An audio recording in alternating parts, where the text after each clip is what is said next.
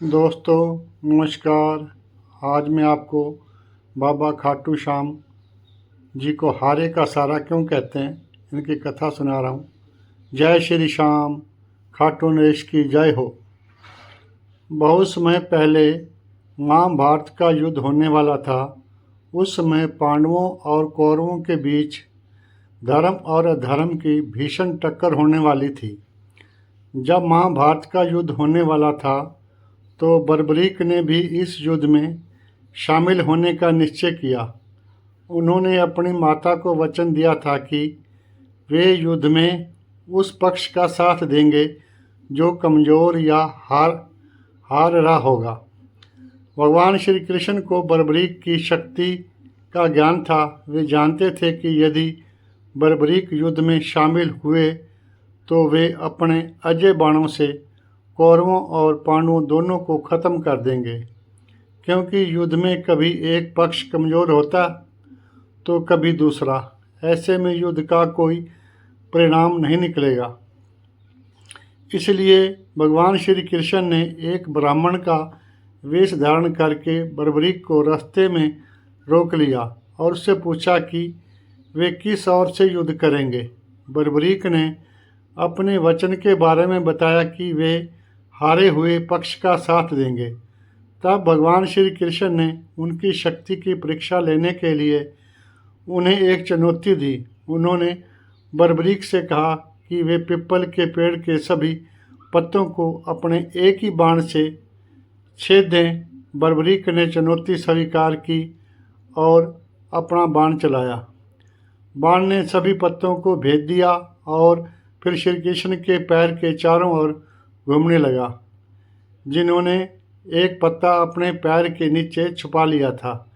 बाण की शक्ति देखकर भगवान श्री कृष्ण समझ गए कि बर्बरीक को युद्ध में रोकना आवश्यक है।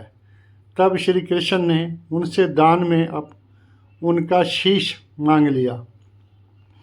बर्बरीक चौंक गए, लेकिन उन्होंने ब्राह्मण रूपी श्री कृष्ण की बात मान ली।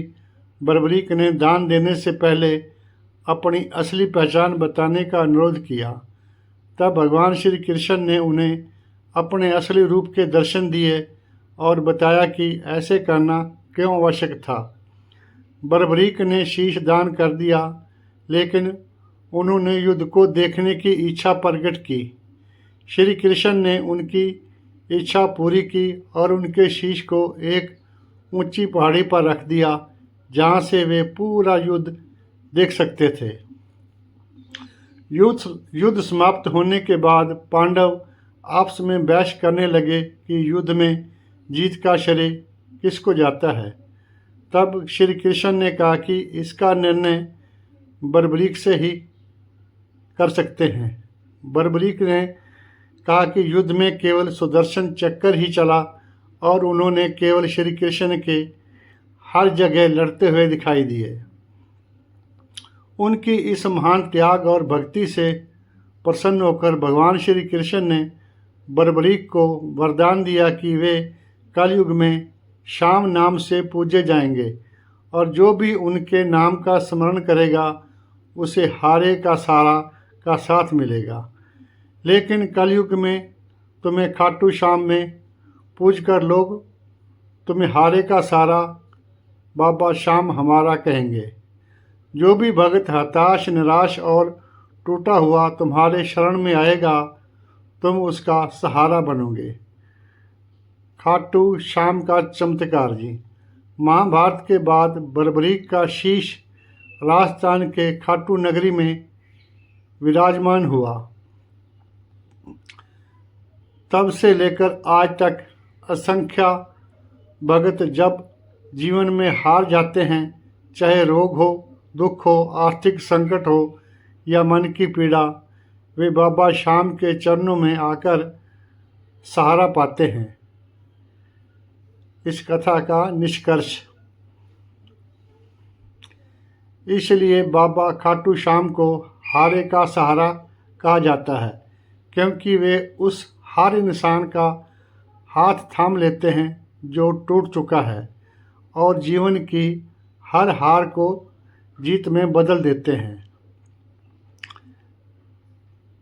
यदि कोई भगत भावपूर्वक बाबा श्याम का नाम ले, मन में छल कपट न रखे और दूसरों की सहायता करे तो बाबा की कृपा तुरंत मिलती है। जय श्री श्याम। खाटू नरेश की जय हो।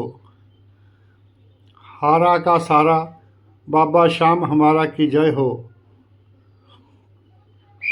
मोरवी नंदन की जय हो। तीन बाणधारी की जय हो। दोस्तों, यदि आपको ये कथा अच्छी लगी हो तो लाइक करें और मेरे चैनल को सब्सक्राइब करें। जब भी मैं अगली वीडियो डालूं तो आपके पास उसका नोटिफिकेशन तुरंत पहुंच जाए। जय श्री श्याम। और बाबा जी का महाशक्तिशाली मंत्र है जी, ओम श्री श्याम देवाय नमः।